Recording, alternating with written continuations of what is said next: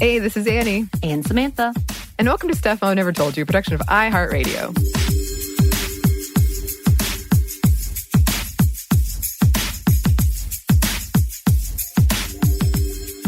I'm going to mix things up today. All right. And I'm not going to ask a question. Oh. Or I could, but it would be we would be having to act because we actually already discussed this in depth. Oh, okay. But we recently learned, Samantha and I, both lovers of horror movies, we love very different types of horror movies. It's true. So today we're talking about a specific genre. Would you say, what is your favorite genre of horror movie? So I guess it is a question after all. Right. So I think my favorite, and I've told you this, I do love haunting movies and possession movies. So things like Insidious is up in my likes and one of my favorite ones, I guess. I like... Let's see, I just recently watched The Paranormal Activity. Those are newer to me. Yeah. Those are newer to me. So I love those. I watched the trilogy, and I did not realize they were all interconnected because I think I watched one of the really newer ones that aren't. Yeah, there's like 15. Yeah. So I like those. I do like the pop scares, and I'm like, oh, things are happening, what's happening, kind of unknown, but it's also kind of silly to me. So I do love like the Insidious. I do like when John Woo's stuff, typically, except he also expands to like 10,000 different movies. But I don't love slasher movies. That's probably one of my least favorites. And I do love the psychological thrillers like The Strangers. Like that stuff freaks me out, but I do love it. What about you? Yeah. I love supernatural horror movies.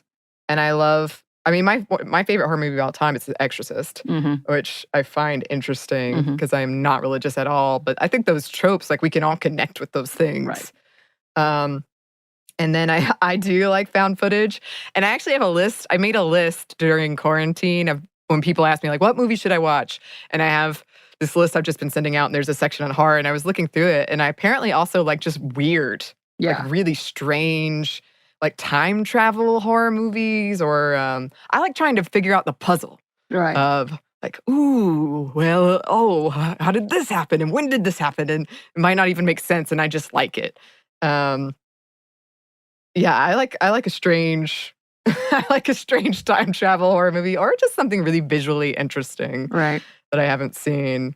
But what we're talking about today, like I haven't seen a lot of what you have, Samantha, when it comes to psychological thrillers, or what we're talking about today, which is a whole trope that I didn't even know existed. I certainly like realized it was a thing. I just didn't know how to name to it.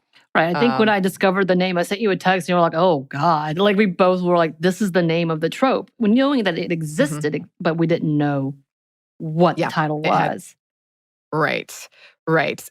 So to keep up with our love of Halloween in this month of October, we wanted to talk about the horror movie trope of psycho bitch girl. Right. Psycho bitch girl, crazy bitch girl, crazy woman, like any of those. Yeah. But specifically psycho bitch girl. And trigger warning, this is definitely just a look at the trope and the stereotypes. And a lot of the conversation is going to be around dated movies that have not aged well. So we'll go ahead and put that as a big caveat. A lot of this, if you look back on, you're like, holy crap, what were they thinking?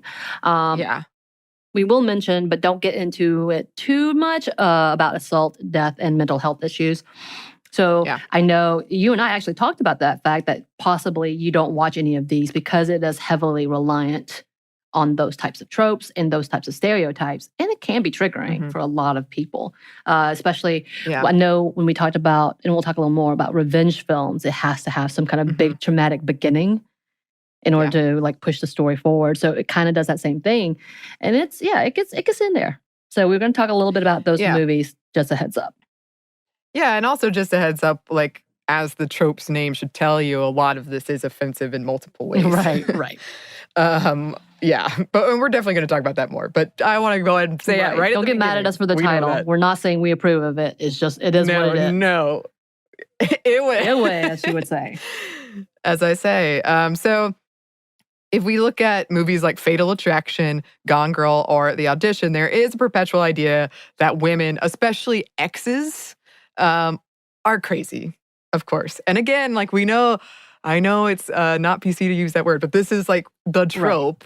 Right. And yeah, so yeah, I broke up with her because they are crazy, that sort of idea. And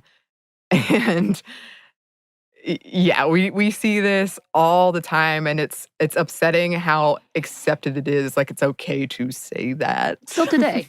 People use that today, and everybody just kind of like, really? It's 2020. Stop it. Yeah. And it is very difficult to talk about the horror genre without talking about thriller, psychological genre, or erotic thriller, which does include like Stalker Girl, overzealous fangirls, and even overly obsessive mothers. So yeah, just brace yourself. All of that's coming. And we did, I'm holding to some of our older traditions, want to define what some say psycho bitch girl means. And according to one Urban Dictionary definition, it is a woman who's hormonal. It's not a typo. I'm not mispronouncing it. Apparently, this means normal for whore behaviors. Again, according to Urban Dictionary. Yeah, I was like, what? And this is an imbalanced, troublesome upbringing or a current brain chemistry renders her irrational, angry, and prone to acts of violence. For example, this dude, I'm going to say this dude because the way they wrote it was very specific. In this example of like throwing my $3,400 widescreen HD TV through the window. I don't know why that was the example, but apparently that is the example of psycho bitch girl. Yeah. When I was thinking about this, I keep thinking about, and we're going to talk about this, but like how a lot of times these movies, don't get me wrong, the woman in them is doing the violent things or whatever, but the man still has usually done something pretty badly as well. Right. But you know, it's, she threw my TV out the window because she found out I actually have a wife and I've been lying to her or whatever. You know, right. That's when we sort of forget that part. And also, and I want to revisit this maybe towards the end. I would just keep in mind as we're talking about these, like imagine the roles are flipped, or imagine the like man is the stalker. I feel like that has such a different vibe. Right. It's much more threatening in a physical way, as opposed to, I feel like with a lot of these we're talking about today with women, it's much more threatening in a sexual, she's imbalanced in quotes way. And if you actually look at, and we will look at it deeper, a majority of these psycho bitch tropes, the anger is pointed to another woman. Yeah. Again, a whole I was trying to remember the Beyonce one. Wasn't she Obsession. Yes, with Ali Lana. Yeah. We don't talk about that movie, but that's definitely came up as an example as well. Yes. So I would just keep all of those things in mind as we go over some of these examples. All right, so the first movie we wanted to talk about, we mentioned above, is Fatal Attraction. I feel like this is the iconic standard when it comes to erotic thrillers and psycho bitch trope, which, by the way, every single article mentions Fatal Attraction that I looked at. I'm sure. Probably, again, one of the best-known movies for this. In this 1987 film, we have main character Dan Gallagher, played by Michael Douglas, who was in several of these types of movies, by the way, who has an illicit affair with Alex Forrester, played by Glenn Close. So if you're like Annie and haven't seen this film, a quick rundown. They have an affair. He pretty much drops her. She starts doing things like stalking, faking a pregnancy, boiling a rabbit, kidnapping, and trying to kill the wife because all that she wants is to have a baby with Dan. And of course, a family. Cue Ace of Base music, which Annie also doesn't know. Nope. I sang this to her not too long ago. I was like, you've never heard this movie? I mean, this song? Nope. You've never heard this song? That was very sad. So after trying to kill the wife, she gets shot by the wife and everything is hunky-dory. Though according to reports and interviews with Glenn Close, the original intent was to show the callousness of Dan's dismissal of his mistress and the breakdown of Alex's life in psychopathy, but it later was dwindled down to showing how, quote, crazy and over-the-top Alex was and made Dan more of the victim. Yeah, and I haven't seen this movie. I didn't know that his wife killed him. And you're right. That is he didn't even take responsibility in heavy quotes. Yeah, even their whole time together at the very beginning, the premise of the movie is that he understands it as a one-night stand. She obviously understands it as a one-night stand, but she refused to let it go. That always annoys me when it's like, it can't be that you miscommunicated or whatever. You didn't know my intentions. But like, she might change her mind and now she wants kids. Oh my God, I've got to get out of here. This is a crazy bitch. All I want to do is sleep with you and leave you. I don't understand. Yeah, throwing around that crazy bitch as just to dismiss that a woman could have legitimate emotions or change her mind or want something that you don't want and maybe misrepresented. All that to say, I don't think Glenn Close, I haven't seen this movie. I'm not justifying her actions. I'm just saying it's interesting the way that comes up a lot in non-murderous situations. Right. So back to another, we've been talking about Stephen King a lot lately. He's got a lot of things. So Misery. We're talking about Misery, which I've never seen, but I have read the book. And this is a Stephen King classic. Apparently, Stephen King proclaimed it to be one of his favorite adaptations of his books for film. And right now, it's the only one to win an Oscar, thanks to the incredible performance by Kathy Bates. So for a quick rundown of this one, we have romance author Paul Sheldon, played by James Caan, and Annie Wilkes, played by Kathy Bates, a seemingly kind nurse who finds Paul after a car accident in which he has broken his legs and dislocated his shoulders. She brings him to her home under the guise that she is a good Samaritan. She's going to nurse him back to health. She then proceeds to let him know that she is his, quote, #1 fan. And due to her kindness, he allows her to read the newest manuscript for his popular series based on his character, Misery Chastain. Unfortunately, though, for him, she hates the ending, and all this bad stuff ensues. And I know I've said this before, but I feel like every Stephen King book is about Stephen King in one way or another. So this is a fear that he has. Well, he said that when he wrote this, he got the inspiration when he fell asleep on the plane. And so, like, I think he had been met by someone about how much they liked the book or something, and he fell asleep on the plane, and this is his dream of what could have happened. Oh, wow. Well, lucky for him, it didn't, because apparently, Anney and Kathy Bates' character demands a new book in which he brings Misery back to life. This is what fan fiction is for. You could do it yourself. But anyway, we see the overall levels she is willing to go to save her favorite character. Everything from drugging him, breaking his ankles, killing a police officer. After complying and writing a new book, he tricks her into a celebration where a violent struggle occurs and he bashes her head in and makes an escape. This movie does show a little struggle of the overall trauma he has gone through with the post scene of him being triggered. So that does add a bit of depth to his character. Yeah, I thought it was really interesting. I'm like, he wanted to put this, again, kind of like himself about, these are the traumas that these people, when they do this, when they go beyond this, when they demand this. And it could be this whole story of ownership once you give to the audience who now owns this book or who now owns this content. And that's a whole other conversation we've had. But yes, of course, this homely, sweet nurse ends up losing it and has to die for it in the end. Well, that's interesting too, because I was imagining if it was a female writer, a woman writer, and a man tormentor, it just becomes, it's less about breaking gender norms, which is troubling in itself, because like it's still scary and it's still bad, but it doesn't feel as like weird. Right. So, and that's part of the reason our authors do this intentionally, I would imagine a lot of the time, is you don't suspect that an older woman will do this, kind nurse woman, which, is kind of troubling that I guess we've sort of held up our hands and said, yeah, men can be aggressive. Yeah. And that's not so out of the norm of reality. Right.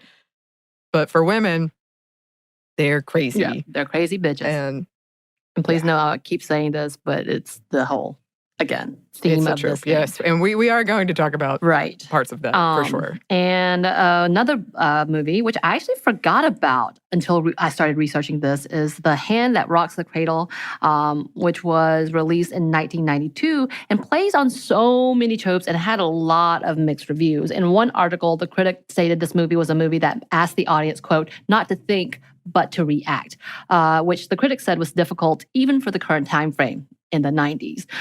So the plot, it all begins with the main character, Claire Bartell, who was pregnant with her second child, going to a new obstetrician where she's molested by the doctor, Dr. Mott. After she reports him to the police, several other women come forward alleging the same type of abuse. He then shoots himself rather than getting arrested, leaving behind his wife, Mrs. Mott, played by Rebecca De Mornay, who was pregnant at the time. After losing everything due to the incident, Mrs. Mott loses the baby as well. She then proceeds to plan her revenge against the main accuser, Claire Bartell. At this point, she gets hired by Claire as a nanny under a pseudonym, of course, in which she then tries to ruin Claire's family and her life by manipulating the older daughter and turning her against her family, breastfeeding the newborn, causing it to imprint, is that how they said it, on her, and trying to seduce the husband, which doesn't work because, he's a great guy. And then by killing her best friend, who, by the way, is Julianne Moore. Oh, really? Yeah, I was like, I didn't realize she was in this movie, because she was figuring it out. So if you haven't already guessed it, yes, dear Mrs. Mott gets killed but accidentally by the wife who figures everything out. And that's the end of that. And that's the end of the movie. And then the family lives happily ever after. So it just has this whole level of victim blaming, sexual assault, this whole fear of losing babies and having babies and taking families. It's got a lot in there. And you kind of sit there. And it's been a very long time since I've seen it. But they have this whole plague of these are the things you should be afraid of. And this is what happens in motherhood and lots of things. And you need to be careful what you say. It's very weird kind of mixed ideas. And like I said, there was a lot of mixed reviews of is this a good movie? Is this a bad movie? What's happening? But Rebecca De Mornay's performance was actually amazing and very frightening. So she did a good job on that one. Yeah, I haven't seen that, but intriguing. We're about to talk about what I haven't seen, but I feel like I've seen, and that is Single White Female. I think everybody feels that way. Yes. So this one is a bit of a flip because it's more of an erotic thriller with homoerotic overtones. So we have Hetty. I'm going to go with Hetty, played by Jennifer Jason Leigh, and Allie, played by Bridget Fonda. And yes, there are a lot of pop cultural references made in regards to this 1992 film. So it's definitely worth talking about. Here we see a different take as where it's not just a look at the fears women have and the harrowing tales of marital transgression, but a possible cautionary tale of female independence as well as sisterhood, or as one article says, also a story that has a lesbian-phobic layer. And I would definitely agree with that, even not having seen it. I've seen clips of it. And I remember when I was in college, I was telling Samantha, I just have this really funny story where one of my best friends, because this was my first year of college, right? And you're making a bunch of new friends.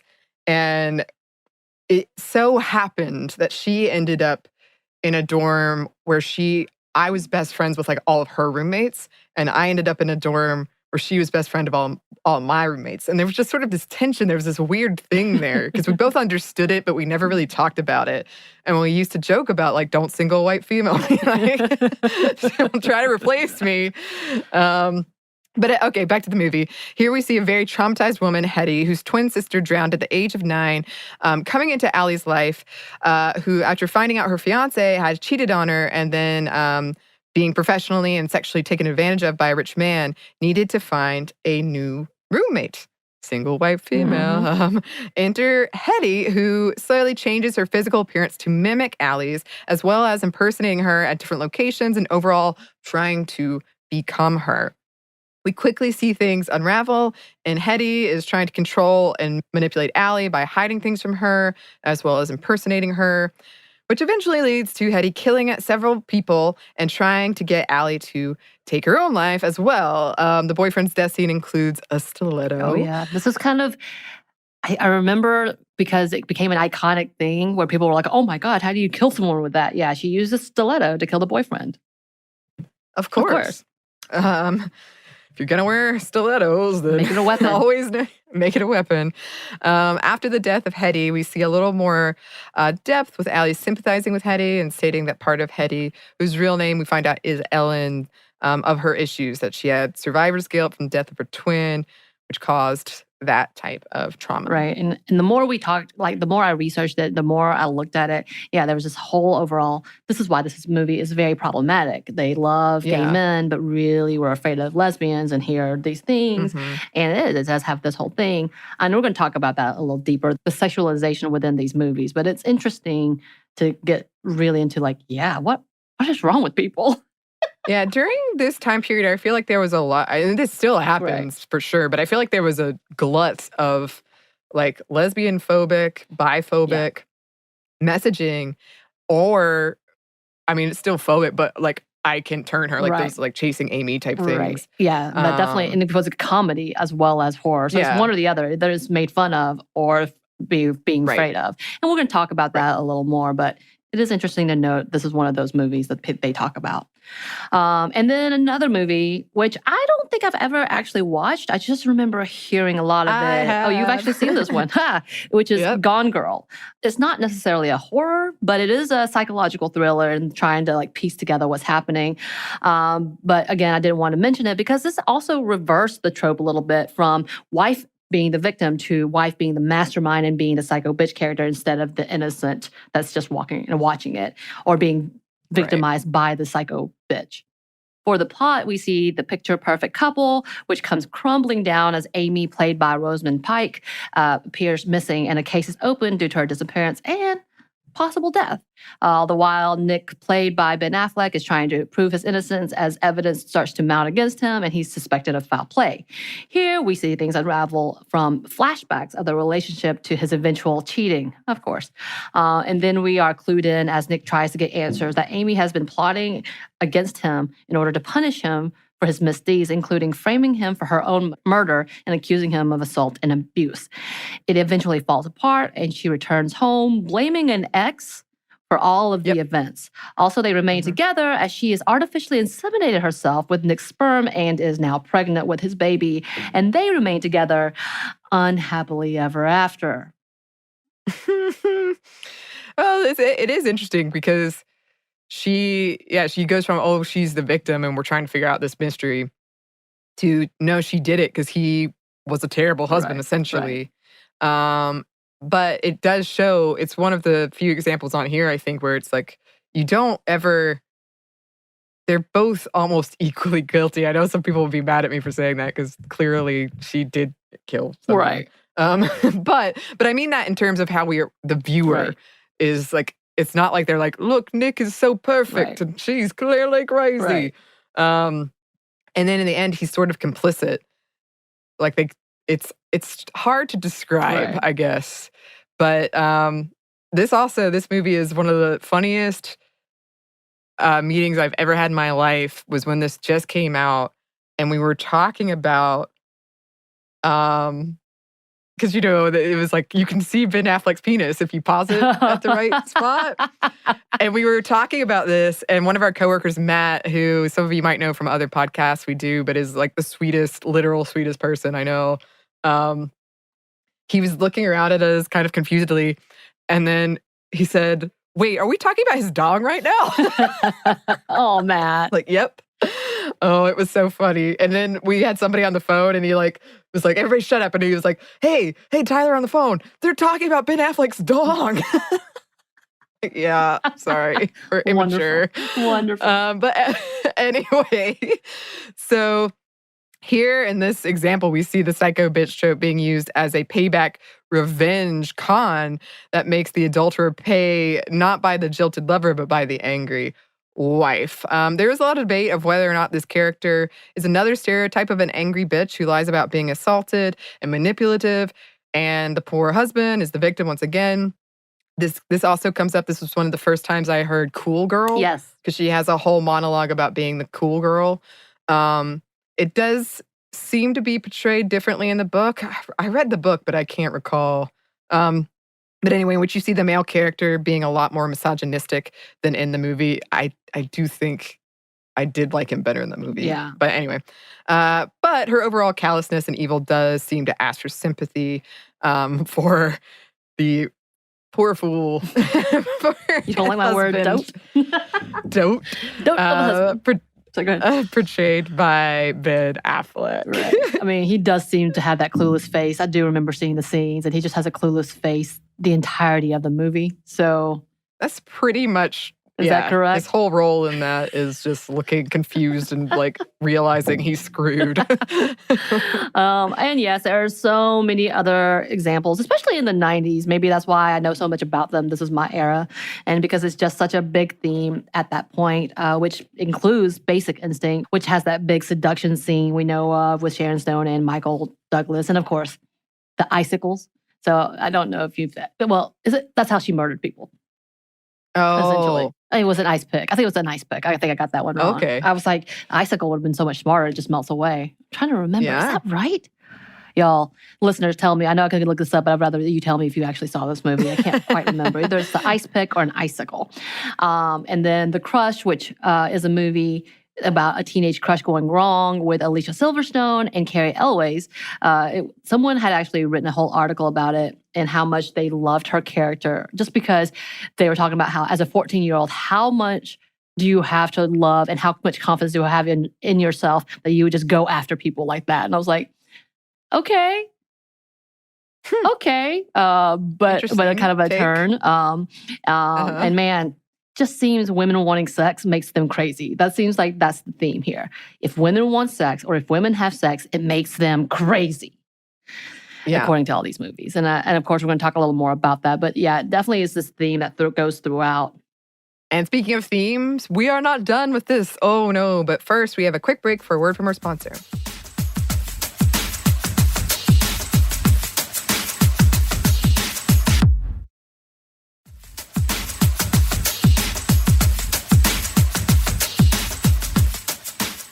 And we're back. Thank you, sponsor.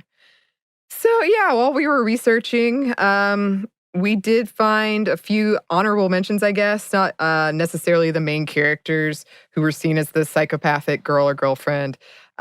So we wanted to go over a handful of those. Right. And honestly, this one shocked me, and I wanted to talk about it with you a little bit. But in Harry Potter, they actually named Bellatrix. Yeah, yes, you could consider definitely a psychopath and evil, but because it's fantasy, you know, like children's fantasy on top of that, I didn't see that as much. It's not what you typically think. Also, she wasn't anybody's partner necessarily. Like, she was a doting, like, servant more so than anything else. What do you think? Well, I'm assuming that this all comes from The Cursed Child. Oh, is that what it is? Spoiler alerts, anybody who doesn't want to know. Yeah, she is with Voldemort in Cursed Child. And she's, like, so desperate to be with him and to serve him and give him whatever he wants, that she sires his child so that he can have an heir. Even though I was like, but doesn't he think he's never going to die? I thought he was dead. He is. There's flashbacks. There's like a whole time travel thing in this. Okay. All right. Yeah. So that would make a lot more sense because I was like, what? She's not. They did such a great job in the movies and the books before. And yes, I'm very sad about talking about this. So put a little, asterisk on this one. Yes. Yeah. This has been tainted for me. But that to put them in such a, not like, it's not sexual. Yeah. That I didn't think of it that way, I guess. Yeah. I mean, there's certainly, and I might be ruined by all of my reading of fan fiction, but if all of my reading of fan fiction is correct, and you all know I don't look for romance, a lot of people did interpret her relationship as borderline, at least borderline. I guess it's almost like worshiping someone so much that if he had said we're together, she would have been like, okay. You know what I mean? Anybody would have said that. Like anybody who serves him, they would never have said no. Like if it was a man, woman. But she would have been proud of it. She would have been honored. That's fair. That's fair. She does want to be chosen by him and does stick to him. Yeah. And I do remember the scene where, Molly calls her a bitch. So fair enough. And then another mention is Wedding Crashers, Amy Fisher's character, who is more of the comedic take, and to me seemed to fit into the pixie manic girl, but definitely does fit the whole, what is it, guy getting in trouble genre movies where they have to have that one girl who's stalking them, and oh my God, look at this crazy girl. So yeah, she definitely was one of the big mentions. Well, that's an interesting aspect of it too, is when you talk about something like that, which is more comedic, the idea that there's almost an air of, I am so attractive or I'm so worth having that, of course, I have almost groupies. Right. That you've got to have one following you around, and it's funny. Like, it's a marker of, I don't know, being a virile, attractive man. Yes. The women can't resist you. Right. And then there's Girl Interrupted, Angelina Jolie. Oh, I read that book, but it was a long time ago. I did a project on it in high school, actually. Oh, wow.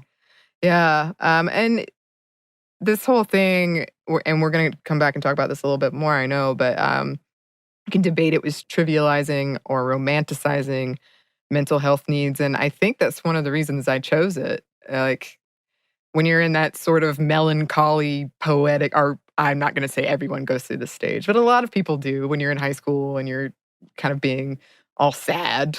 Right.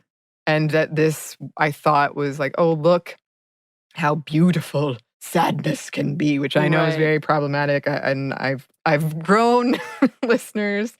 But that's the thing is, it's what gets fed to us and believing what this is.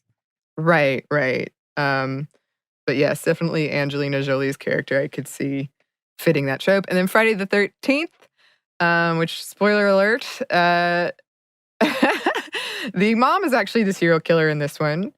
And I knew this before I even saw Friday the 13th because it's the question that trips up Drew Barrymore in Scream when the serial killer was asking her, like, who's the killer? And she got the answer wrong because everyone assumes it's Jason. Right. Because the rest of the series it is. But it's actually Jason's mom who wants revenge for these camp counselors who were having sex and not watching her child. And he drowned in Crystal Lake, which, by the way, is a portal to hell. And the FBI comes in and sends Jason to space because obviously... what? I've seen all of these now. And they get very strange. Talked about this. But anyway, this is also kind of a play on the always blame the mother trope. Right. Because she turned out to be the serial killer. Usually you're blaming the mother for this male serial killer's actions. But in this case, she actually was the serial killer. And actually in Scream 2, the, spoiler alert, the killer in that one, Billy Loomis's mom from the first one, I'm pretty sure they purposefully cast someone who looks like the mother in Friday the 13th to kind of pay an homage to that. Yeah, Scream definitely likes to do tongue-in-cheek homages to other horror movies, which is fair. Which, by the way, I watched Urban Legend talk about homages, and the main guy who plays Freddy is in it to teach its urban legends, and I forgot that. And I was like, oh my God. I haven't seen Urban Legends, and it's bad. It's really bad. But I watched it again last night, but I was just like, what is this? Anyway, another comedy version of the psycho bitch trope is My Super Ex-Girlfriend, which is not really a popular movie, but I just remember thinking, what is this?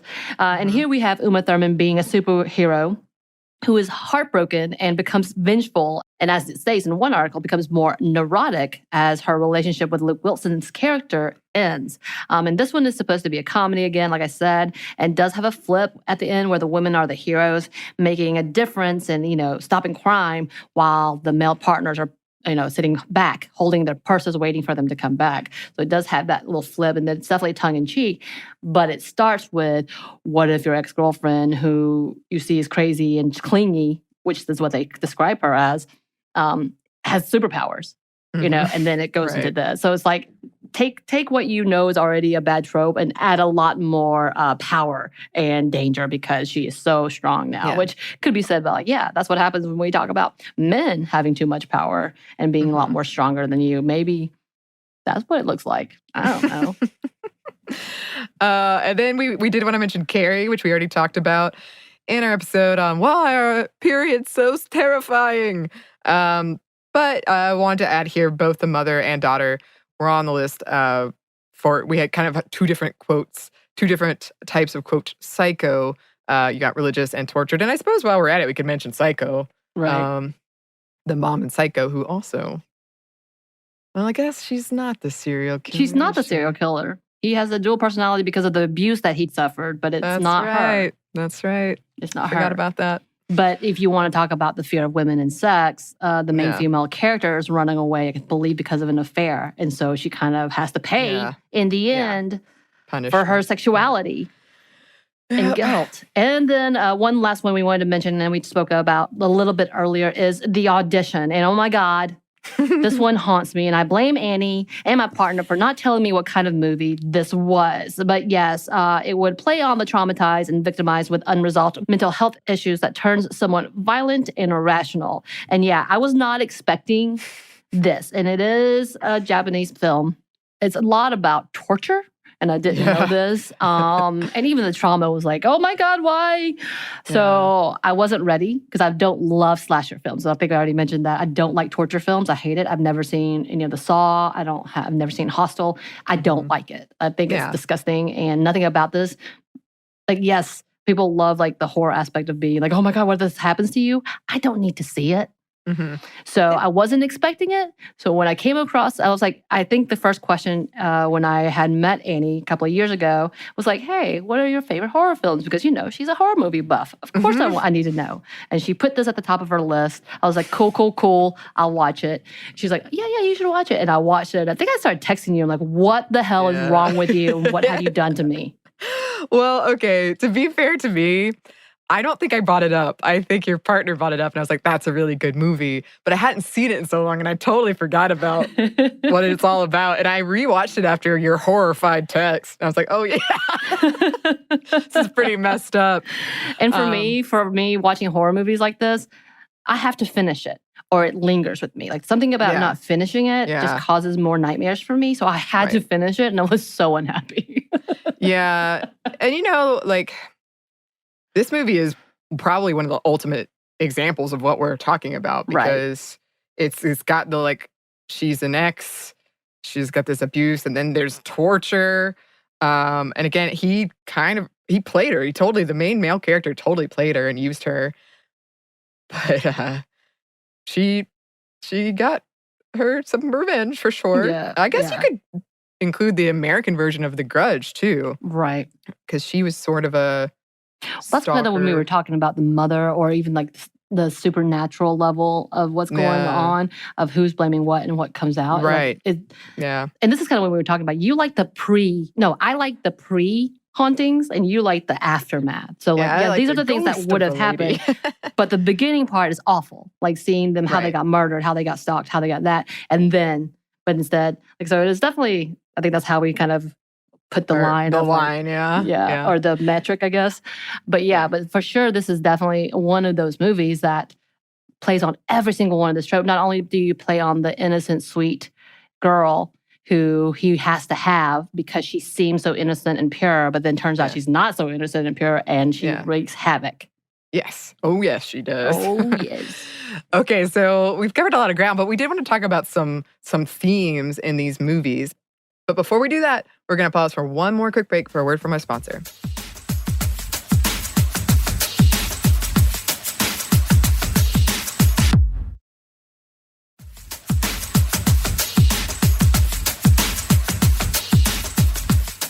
And we're back. Thank you, sponsor. So one of the big themes in these movies is revenge. Yes. In almost every single one we talked about, in fact, we see this theme of revenge. And we've talked about women before, women in revenge films. And we've talked about the ins and outs of revenge films and how women are portrayed in these films. I know I've talked about before, I generally don't like revenge movies, even though it seems that I play a lot of revenge video games. And when I write a lot of revenge. So I don't know what that's all about. But I watched a lot of them for this research. And I have to say, like 2 or 3 of them haunt me. Right. And not in a bad way necessarily. They're the ones written and directed by women. Right. And I think that's why it felt more true. And in that way, more like painful, like my heart hurts. Because when you're talking about like rape and revenge, there's just this awful traumatic thing. And look at the outcome of it. Right.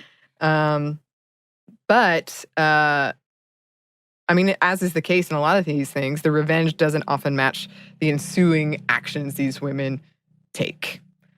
One article said that if scorned or mistreated, quote, She then ends up trying to exact revenge, becoming obsessed, sometimes even murderous. No matter what direction a film takes, it is clear the woman is meant to be seen as, in quotes, crazy. The use of this trope has been heavily critiqued, not only because of its portrayal of women, but how it connects to stereotypes about mental health. It invalidates women's behavior and real mental health struggles by simply reducing the person to being crazy. When a woman is deemed crazy, she is dismissible and irrelevant. And yeah, that is a really big discussion within these movies. Like the very trope, it's right there. Why does over dramatizing and stereotyping of mental health make the plot of these films and continue to cause damage in open conversation of these mental health issues? And I actually think this is a problem in horror at large, because a lot of times the twist is somebody has a mental health issue. Or that's why they're doing whatever it is that they're doing, whatever nefarious thing they're doing, which is problematic. Yeah, and we're going to talk a little more in depth about it later at the end of this, because it's definitely something we need to cover and have a continued conversation, because as much as we enjoy being scared, or as much as we see this plot as something that brings along the movie, it is problematic, and we have to be able to confront that. But on top of that, we also wanted to talk about motherhood as a theme. And if you couldn't tell, many of the films and characters have some type of criticism of either being a mother, not being a mother, or wanting to be a mother. Specific to the movie Fatal Attraction, one article written by Amanda Hess, she writes, when Glenn Close's 36-year-old book editor has a one-night fling with Michael Douglas's happily married attorney Dan Gallagher, Dan expects the cool girl, which we talked about with Gone Girl, independent Alex, to remain discreet. Instead, her biological clock goes berserk, and she cuts her wrists, incessantly calls his home, announces she's pregnant, throws acid on his car, boils his kid's perfect bunny, abducts his perfect child, and attempts to stab his perfect housewife. And at the film's end, the perfect wife shoots the psycho bitch in the heart by killing Alex and, in parentheses, her gestating fetus. The film restores the sanctity of the perfect family. Or as Susan Falvey wrote of the message in her 1991 book, Backlash, the best single woman is a dead one. So we see over and over again, whether we look at the protective mothers, like comedies and Monster-in-Law, which is a Jennifer Lopez, Jane Fonda movie, or grieving mothers like The Hand That Rocks the Cradle or Friday the 13th, or even manipulative mothers, we see the same theme over and over again about how this causes them to be, or the lack of, or any of this is why they're psycho, as they like to say it. Right, and existing outside of being independent and not needing a man. Right. And then that making you, quote, crazy. Right. Because it's threatening the patriarchal system we all live in. We also wanted to talk about sex and sexiness, which is a very broad theme that, we could talk about pretty much in anything we talk about in media. But we couldn't ignore the obvious trope of femme fatales and their use of sex and sexiness to gain entry to someone's life, into someone's life, or just as a way of meeting. In fact, a majority of films with psychopathic women seem to fall under the exotic thriller genre as well, which allows for the movie to talk about the horror of women having or enjoying sex without giving too much credit or sexual identity for women. Movies like Basic Instinct, and though we didn't talk about it earlier, Swim Fan and Jennifer's Body, which is a really wonderful movie. I actually really like that one. Continue to exploit female bodies and the idea of their usefulness. And for the world of femme fatales, Abby Bender writes, in the world of erotic thrillers, sex is a tool and revenge is always an option. Right. And many articles have been written about the biphobic and overall lesbian-phobic representations of the characters within this trope and genre. Again, using Basic Instinct as the example, the relationship between character Catherine and Roxy, we see the relationship through the male gaze and is often portrayed as merely objects to, quote, arouse the male viewer. As an article from the Bitch Flick states, the author continues and writes, though many directors, specifically male directors, don't necessarily mean to objectify their characters. Quote, their female characters are shown to have some charming qualities, but in the end, they're promiscuous and manipulative and never to be trusted. Yes. And this reminded me of something I totally forgot about. But so there was this thing at work back when Kristen, past host and creator, Kristen, when I did the videos, she did a parody of this thing called the Crazy Hot Matrix. Which many of you probably have heard of from, I believe it was on How I Met Your Mother. Mm-hmm. But this was a video that a man made and legitimately believed that the more beautiful a woman is, the hotter she is, the more crazy she is. And he had this graph. Yeah. And when we made the parody of it, this was the one that got me doxxed. People, they were so mad about it. And I was like, clearly we're joking, but also this video is a real thing that exists. But the fact that was the one that got me doxxed, I think is very telling when it comes to this trope and how we do view women still as like, you can have sex with this crazy hot woman, but don't forget she's crazy and you don't want to marry her. Because that was the point. Like, you wanted to marry a 5 and have sex with a 10. Right. And all of this is offensive. I don't agree with any of it. I hope that's clear. Right. But oh yeah, this is definitely like pickup artists' charts too. They really saw the character Barney as being an icon for them. So I could absolutely see you being raked over the coals by them for sure. It was wild. We had to get security guards. Oh my God. Yeah. So we did want to talk about this stigma with mental health and women. So we've given some examples. There's so many, but we've given some of the psycho bitch trope in the horror thriller genre and how it has slowly been changing throughout the years, but not necessarily as fast as you might expect with the growing feminist movements and just discussions around mental health. However, we did want to talk about the overall ableist idea behind the genre and usage of the term crazy and psycho bitch.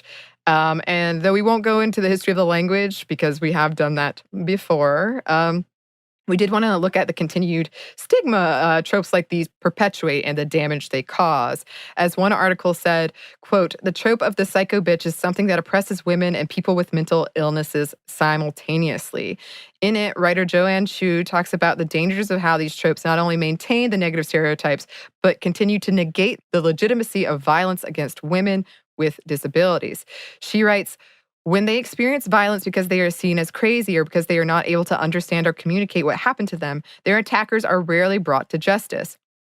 And this is a big conversation for us, as we recently discussed in our Violence Against Women episode, on how vulnerable we make people in the disabled community feel when we allow such ableist representation to be mainstream. Right. And I think it was legitimately calling out the fact that when we have these things saying it's their fault, that people no longer believe them. So they have all of these hurdles already, just being able to say whether they're not able to communicate with people or whether they're not able to prove something, all of these things. But to have this other part of, but what did you do? But you're crazy. You can't even talk about it because whatever, whatnot. And she even gave an example of a client she had who stated that she did not want to report rape because she would have to name all the medications she has and the side effects, and that alone could discredit her. So you have all of these things already happening, and then you have movies like this that perpetuate and literally uses it, their trauma as a blurb, and then blame them for all the things. And don't get me wrong, all these things are bad, but it's also unrealistic. The violence that these women supposedly portray, but at the same time, how that term, crazy psycho bitch, uses that connotation, that's what lingers over them about a person. So no matter what this crazy may be, and it's not okay to say that at all, but it just refers to the worst idea of the psycho bitch trope. But and beyond that, we look at the other side of that coin, you're welcome, as that it portrays people diagnosed with mental health issues as violent and unhinged and dangerous, which again places a mistrust and an ugly, shameful stereotype for those diagnosed, which is, as another article from Bitch Flick talks about, which films continue to use as shock factor portions of this fictional entertainment that again leads to misconceived stereotypes and again silences people who have these issues and who are living with this and are able to maintain. These are things that are being completely dismissed. And again, it's kind of that same level when we talk about mass shootings, when we talk about the dangers that have happened and people who have, where we have had incidents and just saying it's a mental health thing and just categorizing it like that. And it's so dangerous because that's not what pushed them to this volatile state. Just because they have a diagnosis does not mean they're going to do this. And to label it like that and to put a headline like that, once again, leads to this awful stereotype and an awful misconception, which is being popularized by a lot of films like this. Yeah. And it's really brazen too to say that and then offer no like mental health like funding or like not even to do that. Yeah, the US thinks so little of actually treatment. Yeah. But yeah, we're gonna say it like that. Right. And I mean, this whole trope has especially been weaponized against women. I mean, every word in it, I feel like crazy, psycho, bitch, to dismiss women. And I was thinking about that recent song, like, yeah, she's sweet, but she's psycho. Like, it's everywhere. Right. And that's kind of that whole term for pixie manic girl. It's that same level of the cute manic girl. It's kind of that whole level of like, okay, why are you celebrating? And also, this is not a thing. Stop it. That is our message. Stop it. Stop it. So, yeah, that's an overview of this trope that we see. There's a lot to unravel here, clearly. And just years and years and years of how women are perceived in our entertainment and in our culture.